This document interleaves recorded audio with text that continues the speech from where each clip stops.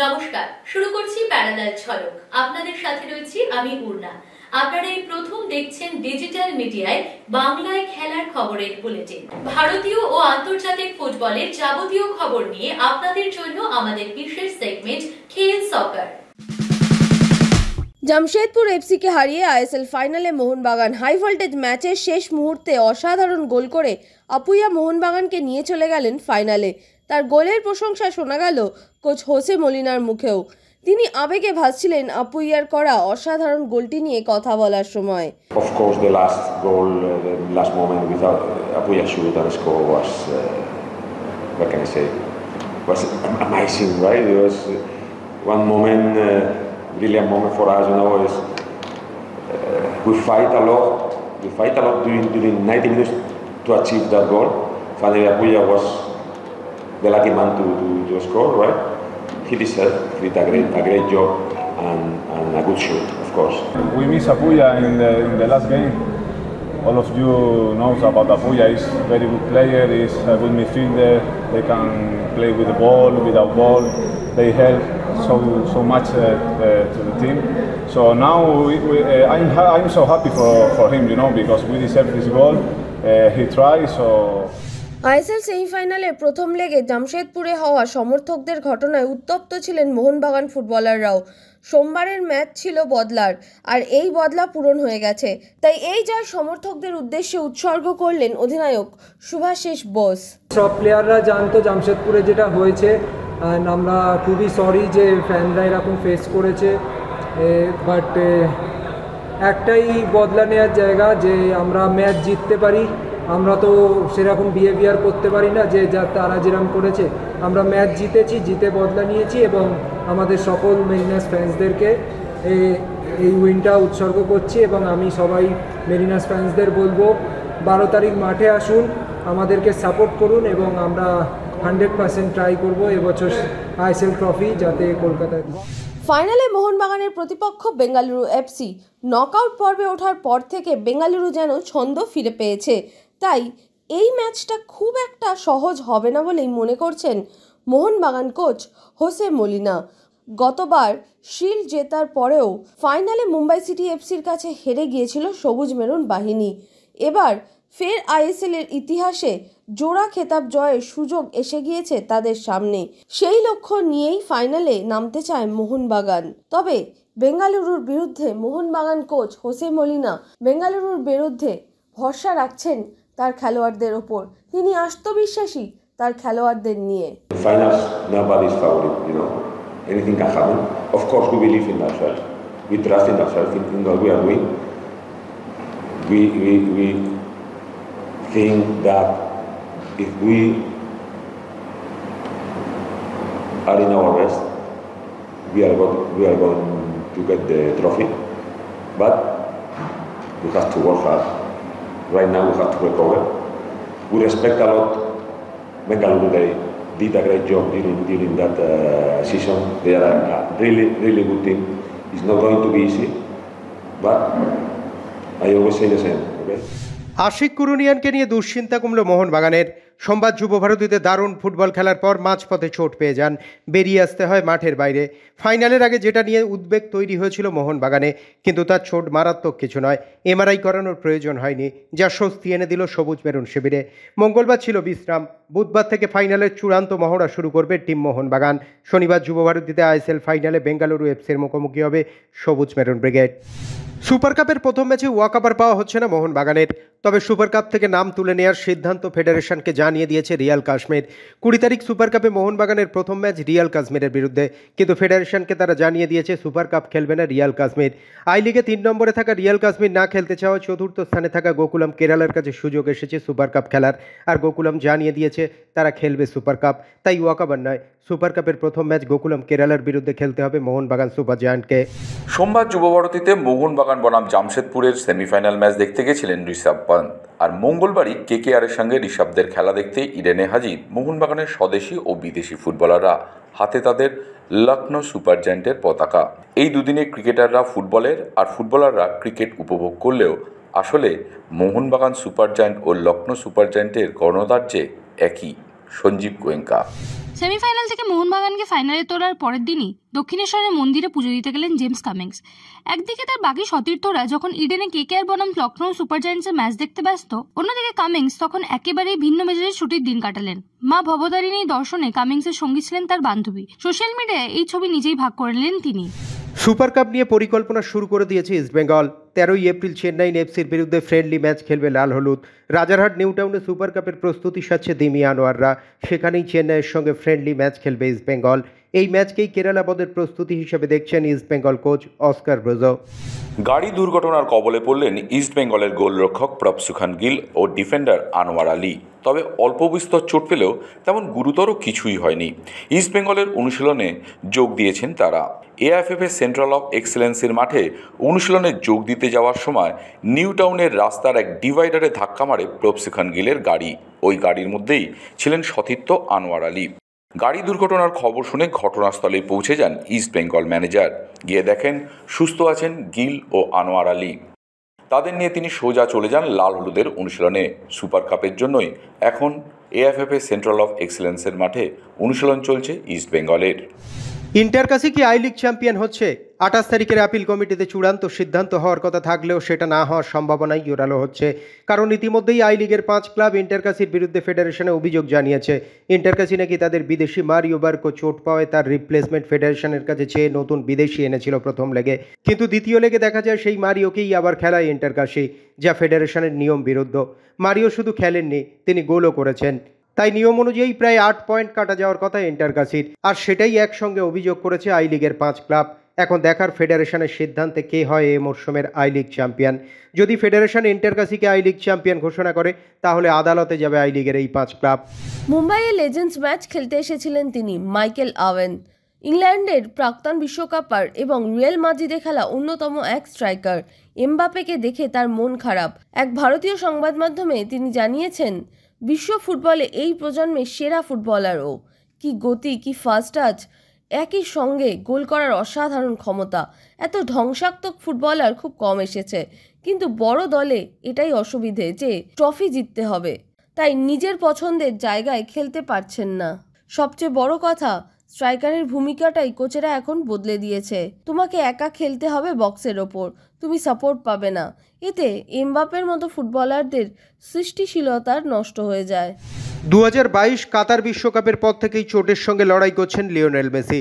চোটের কারণে এখনও পর্যন্ত বেশ কিছু ম্যাচ খেলতে পারেননি আর্জেন্টাইন অধিনায়ক। সর্বশেষ আন্তর্জাতিক বিরতিতে বিশ্বকাপ বাছাইয়ের ম্যাচেও স্কোয়াডের বাইরে ছিলেন মেসি। এরকম পরিস্থিতিতে মেসিকে বিশ্রাম দিয়ে খেলানো নিয়েও জোর চর্চা শুরু হয়েছে। বিশেষ করে 2026 বিশ্বকাপ পর্যন্ত ফিট থেকে খেলা চালিয়ে যেতে মেসিকে সব ম্যাচ না খেলানোর পরামর্শ দিয়েছেন অনেক বিশেষজ্ঞই। কিন্তু মেসির ফিটনেস নিয়ে নানামুখী আলোচনার পরেও ভিন্ন পথে হাঁটছেন ইন্টার মায়ামি কোচ হাভিয়ার মাচেরানো। কোনো ধরনের বিশ্রাম ছাড়াই মেসিকে একের পর এক ম্যাচে পুরো সময় জুড়ে মাঠে রাখছেন তিনি, যা মেসির ফিটনেস ধরে রাখা নিয়ে বড় প্রশ্নচিহ্ন তুলে দিচ্ছে। ইংলিশ প্রিমিয়ার লিগে অবনমনের নতুন রেকর্ড গড়ল সাউদাম্পটন। প্রথম দল হিসেবে 7 ম্যাচ বাকি থাকতেই অবনমিত হওয়ার নজির গড়ল তারা। অথচ 11 মাস আগে চ্যাম্পিয়নশিপের প্লে অফ ফাইনালে লিডস ইউনাইটেডকে হারিয়েই প্রিমিয়ার লিগে খেলার সুযোগ পেয়েছিল তারা। গত সোমবার টটেনহামের বিপক্ষে 3-1 গোলের পরাজয়ই তাদের ভাগ্য নির্ধারণ করে দেয়। এর আগে 6 ম্যাচ বাকি থাকতে অবনমিত হওয়ার রেকর্ড ছিল ইপসুইচ টাউন এবং ডার্বি কাউন্টির। এবার তাদের ছাপিয়ে গেল সাউদাম্পটন। এ মরশুমের শেষে ম্যানচেস্টার সিটি ছাড়ার কথা ইতিমধ্যেই জানিয়ে দিয়েছেন কেভিন ডি ব্রুইন। তারপর থেকেই বেলজিয়ান এই মিডফিল্ডারের পরবর্তী গন্তব্য নিয়ে জোর জল্পনা শুরু হয়েছে। এরই মধ্যে সামনে আসছে লিওনেল মেসির ক্লাব ইন্টার মায়ামির নামও। মেজর লিগ সকারের ডিসকভারি রাইটস বলে একটি বিষয় আছে। এই নিয়ম অনুসারে কোনো ক্লাব দলে নিতে চায় এমন সর্বোচ্চ 5 জনের তালিকা তৈরি করতে পারে। সেই তালিকায় থাকা খেলোয়াড়দের সঙ্গে সবার আগে যোগাযোগ করে ক্লাব। নিউ ইয়র্ক টাইমস সূত্রে জানা যাচ্ছে ইন্টার মায়ামির ডিসকভারি রাইটস তালিকায় নাম রয়েছে কেভিনের।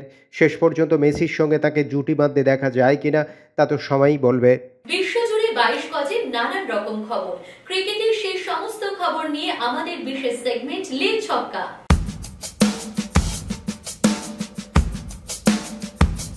দুর্দান্ত ওঠাপড়া। ইডেনে নাটকীয় এক ম্যাচে শেষ পর্যন্ত হার মানল কলকাতা নাইট রাইডার্স।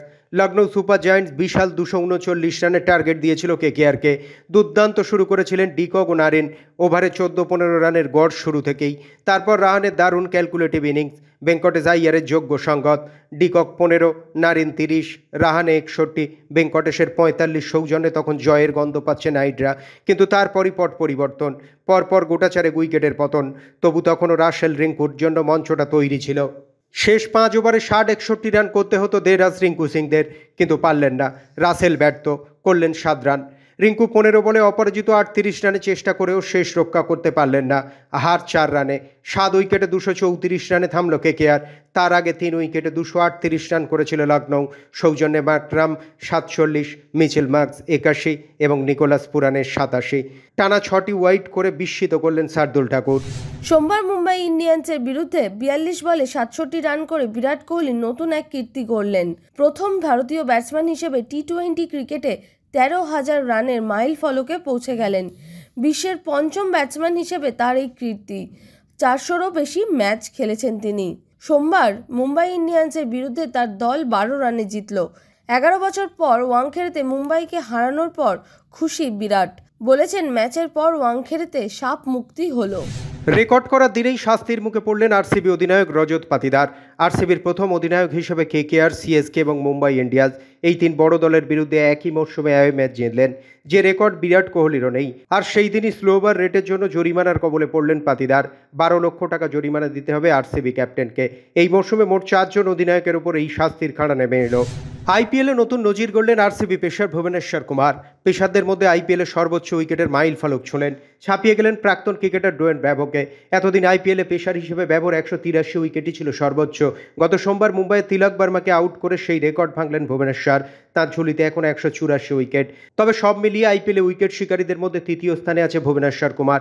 তার আগে 206টি উইকেট নিয়ে 1 নম্বরে আছে যুজবেন্দ্র চাহাল এবং 192টি উইকেট নিয়ে দ্বিতীয় স্থানে আছে পীযূষ চাওলা। তারা দুজনেই স্পিনার। আগের ম্যাচে গুজরাট টাইটান্সের হয়ে 17 রানে 4 উইকেট নেওয়া মোহাম্মদ সিরাজ ঘরের মাঠে নিজের আত্মীয় পরিজনকে খেলা দেখানোর জন্য কতগুলো টিকিট নিয়েছিলেন জানেন? 70টা। গুজরাটের অধিনায়ক শুভমান গিল জানিয়েছিলেন সেই তথ্য। বলেছেন, সিরাজ তোর পরিবার ও বন্ধুবান্ধবদের জন্য 70টা টিকিট চেয়েছিল। অন্যদিকে সিরাজ বলেন, পরিবার ও বন্ধুবান্ধবদের সামনে খেলাটা একদম অন্যরকম অনুভূতি, যা ভাষায় প্রকাশ করা কঠিন। পরিবারের সকলেই আসলে আমাকে দেখতে আসে। খেলা দেখাটা তাদের কাছে গৌণ। তাদের সামনে নিজেকে এভাবে মেলে ধরতে পেরে সত্যি ভালো লাগছে। আইপিএলে গত 4 ম্যাচে রোহিত শর্মার রান কত? চেন্নাইয়ের বিরুদ্ধে 4, গুজরাট টাইটান্সের বিরুদ্ধে 8, কলকাতা নাইট রাইডার্সের বিরুদ্ধে 13, সোমবার আরসিবির বিরুদ্ধে 17। আর এই আইপিএলে রান পিছু রোহিত শর্মার রোজগার কত জানেন? 43 লক্ষ টাকা। এবারের মেগা নিলামে মুম্বাই ইন্ডিয়ান্স রোহিতকে রেখেছে 16 কোটি 13 লক্ষ টাকায়। আইপিএলে গত 6 মরশুম মাত্র একবারই 400-র বেশি রান করেছেন হিটম্যান। এবারের আইপিএলে লখনৌ সুপার জায়ান্টসের মেন্টরের ভূমিকা পালন করেছেন জাহির খান। জাতীয় দলের কোচ হওয়ার ইচ্ছে রয়েছে তার। কলকাতায় স্থানীয় সংবাদ মাধ্যমের সঙ্গে কথা বলার সময় ভারতীয় দলের প্রাক্তন বোলার এমনই জানিয়েছেন। তার মন্তব্য, ভারতের হেড কোচ হতে আমি আগ্রহী, তবে আবেদন করার পথে হাঁটতে নারাজ। আমাকে দরকার পড়লে হ্যাঁ বলতে দুবারও ভাববো না। প্রাক্তন পেসার আরও বলেছেন, ভারতীয় ক্রিকেটের উন্নতিতে আইপিএলের অবদান অনস্বীকার্য। 2028-এর অলিম্পিক্সেও ক্রিকেটের অন্তর্ভুক্তি খেলাটার মর্যাদা আরও বাড়াবে। তবে এখনও টেস্ট ক্রিকেটই সবার সেরা। সম্প্রতি বর্ডার গাভাস্কার ট্রফি ঘিরে মানুষের উন্মাদনাই তার প্রমাণ। চ্যাম্পিয়ন্স ট্রফিতে দুর্দান্ত পারফরমেন্সের পুরস্কার পেলেন শ্রেয়স আইয়ার। মার্চ মাসের জন্য আইসিসি সেরা ক্রিকেটারের নমিনেশন পেলেন তিনি। একমাত্র ভারতীয় হিসেবে এই মনোনয়ন পেলেন শ্রেয়স। চ্যাম্পিয়ন্স ট্রফিতে মোট 172 রান করেছেন তিনি, গড় 57.33। উইল পুকোভস্কি, তাকে বলা হতো অস্ট্রেলিয়ার ক্রিকেটের ভবিষ্যৎ তারকা। 2017-য় ঘরোয়া ক্রিকেটে অভিষেক হওয়ার পরের 36টা ম্যাচে তার রান ছিল 2350, 7টা সেঞ্চুরি আর 9টা অর্ধশতরান সহ।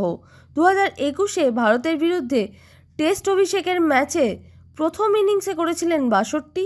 27 বছরে সেই উইল পুকোভস্কি অবসর নিলেন বান্ধবীর চাপে।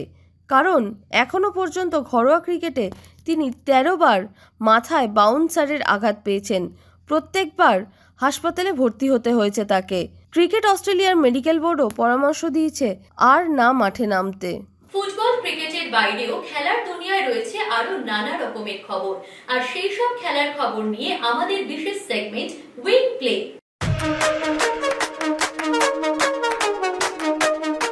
ফ্রিস্টাইল চেস গ্র্যান্ড স্ল্যাম ট্যুরের প্যারিস লেগে সোমবার অর্জুন এরাগাইসির চমক। প্রথম দুটো র্যাপিড রাউন্ডের ম্যাচে হারালেন বিশ্বের 1 নম্বর ম্যাগনাস কার্লসেন আর 5 নম্বর ফ্যাবিয়ানো কারুনাকে। অর্জুনের জয়ের দৌড় থামালেন বিশ্ব চ্যাম্পিয়ন তারই স্বদেশীয় ডি গুকেশ। তৃতীয় রাউন্ডে গুকেশের বিরুদ্ধে হারলেন অর্জুন। ফ্রিস্টাইল দাবায় গুকেশ প্রথমবার পুরো 3 পয়েন্ট পেলেন। এর আগে ফেব্রুয়ারিতে হওয়া প্রথম লেগের অন্য ম্যাচে ড্র করেছিলেন গুকেশ। মন্টে কার্লো মাস্টার্সে পুরুষদের ডাবলসে আর্জেন্টিনা ও চিলির টেনিস তারকা ফ্রান্সিসকো এবং আলেকজান্দ্রো জুটিকে 6-3, 7-5 ব্যবধানে হারিয়ে নতুন ইতিহাস করলেন ভারতীয় টেনিস তারকা রোহান বোপান্না। তারা আমেরিকান পার্টনার বেন শেলটনকে সঙ্গে নিয়ে সবচেয়ে বেশি বয়সী খেলোয়াড় হিসেবে এটিপি টুর্নামেন্টের 1000 ম্যাচ জিতলেন। সদ্য 45 বছরের জন্মদিন পেরোনো জোড়া গ্র্যান্ডস্ল্যামের মালিক রোহান ভেঙে দিলেন কানাডিয়ান টেনিস তারকা ড্যানিয়েল নেস্টোর রেকর্ড। ড্যানিয়েল এই রেকর্ড গড়েছিলেন 44 বছর 8 মাস বয়সে। খেলার দুনিয়ায় শোনা যায় নানা রকমের মন্তব্য, আর সেই সব মন্তব্যের কোলাজ নিয়ে আমাদের বিশেষ সেগমেন্ট থ্রো ইন। রোহিতের অনেক অভিজ্ঞতা, আশা করি বাঁহাতি বোলিং নিয়েও যথেষ্ট অনুশীলন করছে। ইনিংসের শুরুতে বেশ কয়েকটা ভালো শট খেলেছে। জসদয়ালের একটা ভালো ডেলিভারিতে আউট হলো। তবে আমার মনে হয় যখন তুমি এতদিন ধরে খেলছো তখন বোলারের শক্তি দুর্বলতাগুলো খেয়াল রাখা উচিত ছিল। আমার এবং হার্দিকের মধ্যে সম্পর্ক খুবই ভালো। দুজনেই জানতাম যে একজন পান্ডিয়াই জয় পাবে এই ম্যাচে। হার্দিক দারুণ ব্যাটিং করেছে, জানি এই ম্যাচে জিততে চেয়েছিল, কিন্তু আমাদের দল ভালো খেলে জয় পেয়েছে, সেটাই সবচেয়ে বেশি গুরুত্বপূর্ণ আমার কাছে। প্যারালাল ঝলক আজ এ পর্যন্তই। খেলার দুনিয়ার সেরা প্যাকেজ নিয়ে দেখতে থাকুন প্যারালাল ঝলক প্রতিদিন রাত 10টায়।